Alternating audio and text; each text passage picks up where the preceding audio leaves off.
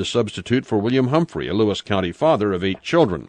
Another was Captain Thomas Sidnor, who'd been captured at Shelbyville several weeks earlier. He instructed his executioners to aim for his heart. 66-year-old Willis Baker would die defiantly.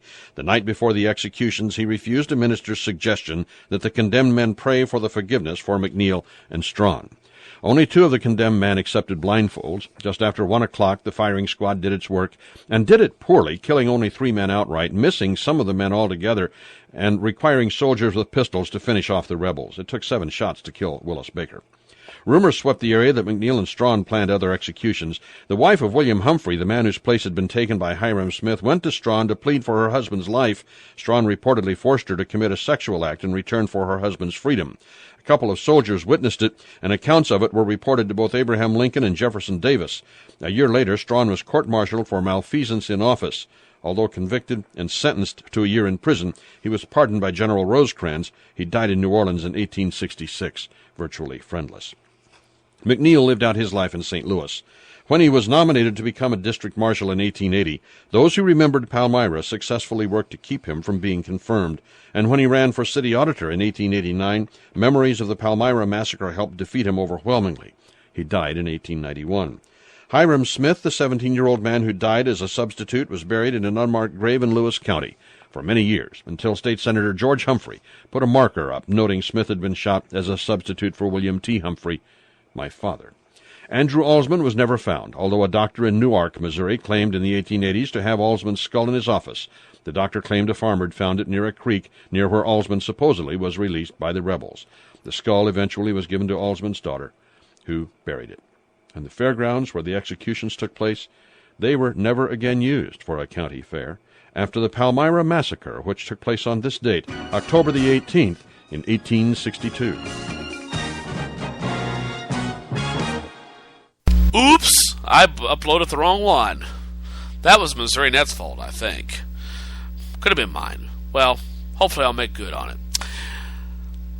Makes me wonder what else I've screwed up today.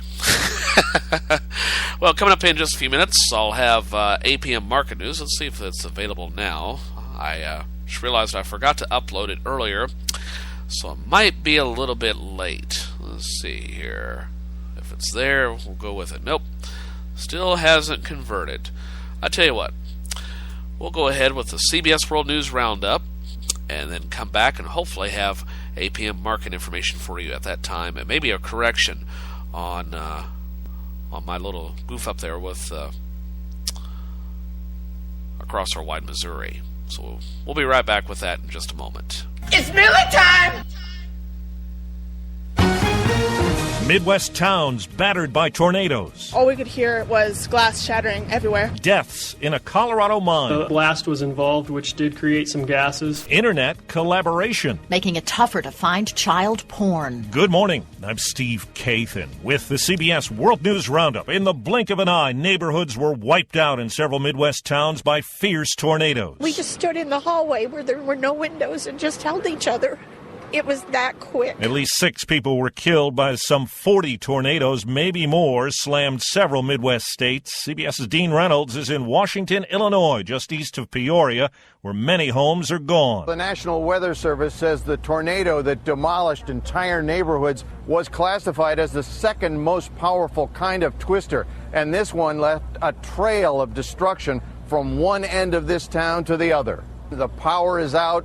The schools are closed, and people are being advised to boil their water before drinking it. CBS's Don Daler is in Kokomo, Indiana. I'm looking around right now at just a scene of utter devastation. Houses that are about to fall over, houses missing their roofs, cars that have been tossed around. Right next to me is a tree, a fairly large tree that was ripped out of the ground and thrown about 150 yards, landed crushing a white pickup truck. Not far away in Lebanon, Indiana, some people who sought shelter in a Starbucks were trapped when the building collapsed. All were rescued. The strong winds have left millions of people without power in the region. Randy Barris is with the Michigan utility DTE Energy. We're experiencing a number of downed wires, downed poles, tree limbs over wires. She says full power might not be restored till late this week. Outages and wind damage stretch east into West Virginia. The stormy weather interrupted yesterday's Bears-Ravens NFL game at Chicago's Soldier Field. Go to the nearest covered concourse area. Everyone must leave their seat. The game was delayed for about 2 hours, and the Bears won it in overtime on a sloppy field. Well, 2 workers died and 20 others were injured when carbon monoxide got into a mine yesterday in southwestern Colorado. Project manager Rory Williams. Some miners were attempting to save the other ones and started to feel issues with the gases and had to depart the area prior to being able to help the other 2 individuals which were succumbing to the gases. Officials are trying to determine if an explosion the day before triggered the deadly carbon monoxide release. 2 workers are still hospitalized today. Overseas officials in the Philippines now say 4 million people were displaced by the typhoon that killed at least 3,900. More relief supplies are getting to people desperate for food and shelter. We have seen more and more food distribution sites, water distribution sites around the city, generators that have been brought in. The CBS News correspondent Seth Doan says there's still a long way to go. You see overturned cars, you see bicycles and trees. You walk past and you can still smell death. You can still smell bodies buried in the rubble. The Manila government has now set up a web hub for aid to try to keep track of it and minimize theft and corruption. Japan has begun some crucial cleanup work at the nuclear reactor crippled by the 2011 earthquake and tsunami. CBS's Lucy Kraft in Tokyo says this operation is on the only one of the 4 reactors not working when disaster struck. Utility TEPCO has begun the difficult and some say dangerous job of removing fuel from the number 4 reactor. Critics say even a minor mishap could release high levels of radiation, but TEPCO says its safeguards are accident-proof. Officials say this delicate work will take right through the end of next year. Russian investigators are looking through what's left of a Boeing 737 jetliner that crashed yesterday while making a second attempt to land in the port city of Kazan. All 50 people on board were killed. Controllers say the crew indicated there were problems but did not spell them out. A Methodist church trial in a few hours could defrock a Pennsylvania minister who officiated at his son's same-sex marriage. We're live with CBS's Heather Bosch. The Pennsylvania pastor doesn't deny it. 51-year-old Frank Schaefer officiated at his 29-year-old son's same-sex marriage in 2007. Officially, the Methodist Church accepts gay members but rejects the practice of homosexuality.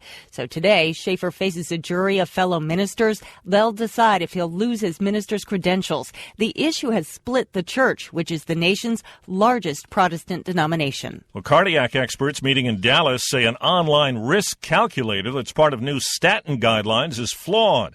They say it could overestimate risk and could put more people on those cholesterol-lowering drugs. The gatekeepers of the Internet are trying to keep child predators out. We're live with CBS's Vicki Barker.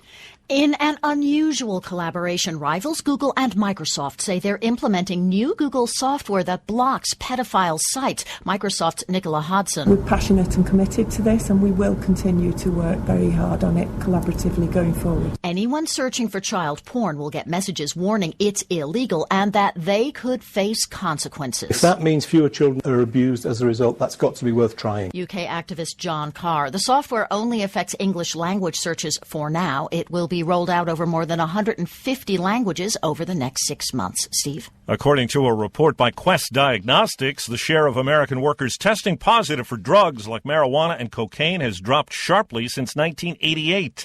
But there is concern about greater prescription drug use. Crack cocaine use got Toronto Mayor Rob Ford into trouble, and today the City Council goes back to work on a measure to strip Ford of most of his remaining powers. Some budget powers were taken away from Ford last week. Well, NASA is all set to launch a spacecraft to Mars. Here's CBS's Peter King. The Mars Maven mission has been 10 years in the making. We're doing exciting science, and we're ready to go. Bruce Jokoski with the University of Colorado Boulder is Maven's principal investigator. He and his team hope to learn all about Mars's history by studying its upper atmosphere. What drove the habitability of Mars by microbes? Why does it appear that it was habitable early on when there was a lot of water, but not today when it's a cold, dry desert of the surface? If all goes as planned, Maven will arrive in Mars orbit next September. Its 3 onboard instruments will study the upper atmosphere for a year. Peter King, CBS News at the Kennedy Space Center. Jimmy Johnson clinched his 6th NASCAR title in 8 years with a 9th-place finish at a race yesterday in Homestead, Florida.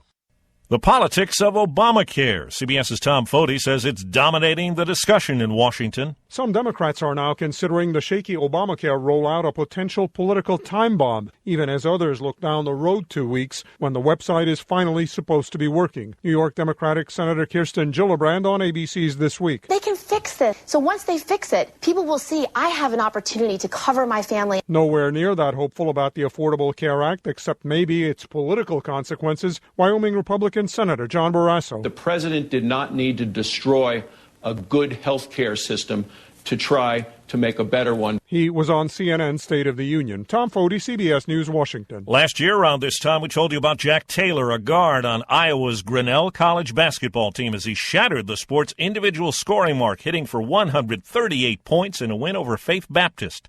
Yesterday, he hit for 109 in a game. That's the Roundup. I'm Steve Kathan, CBS News.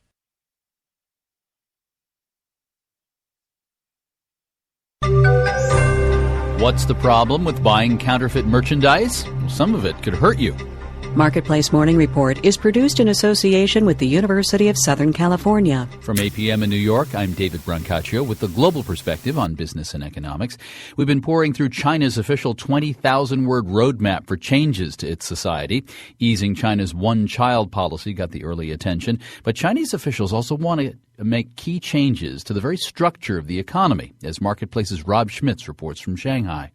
It's easy to get lost among the 60 points of reform in a document laced with exaggerated communist lingo, but there were a handful of proposals that encourage economists. For example, private investors could start their own banks, farmers could sell their land, and local governments could collect property taxes so that they don't have to confiscate residents' land for revenue. Patrick Shavanik, chief strategist at Silvercrest Asset Management, says China seems to be on the right track. There seems to be this consensus among the leadership that they need to move in the direction of a more open, a more competitive, and a more accountable financial system and economic system, which is a good thing. On the other hand, there is a big difference between announcing reforms and implementing them. For example, China's already attempted allowing private investors to start their own banks and has also started to collect property taxes in pilot programs around the country. None of these efforts have produced results. The other concern, if China's government actually follows through on these reforms, it'll likely slow economic growth, threatening one of the few bright spots in the global economy. In Shanghai, I'm Rob Schmitz for Marketplace. In the U.S., the Tennessee Valley Authority now says it will retire 8 coal-fired power plants, with possibly more closures to come. Marketplace's Dan Weissman looks at a wider shift from coal as an energy source. Vlad Dorjitz is an economist at the United States Energy Information Administration. When utilities retire power plants, or make plans to, they file a report with the agency. He crunches the numbers. And he says of the 1,400 coal-fired generators that existed in 2008, almost 400 will be gone by 2017. But his models that look past 2017 don't show that trend continuing very far. Most of the generators going away now are old, built before 1960. Basically, everything that is going to retire will retire within the next couple of years, and then you have a pretty steady fleet. So what's taking their place? Marty Rosenberg is editor of Energy Biz magazine. He says renewable energy will play second fiddle to shale gas, which looks like a reliable source for a long time to come. But he says there's no such thing as a sure thing. You say it's 100 years supply for sure. Sure enough, in 2-3 years, something will happen. In Chicago, I'm Dan Weissman for Marketplace. Now let's check the market numbers. Stock index futures for the U.S. are all up. The Dow future the most so at the moment. The FT 100 in London is up 0.4%. The euro got a little stronger this morning, up over $1.35. The Hang Seng in Hong Kong rose 0.25%.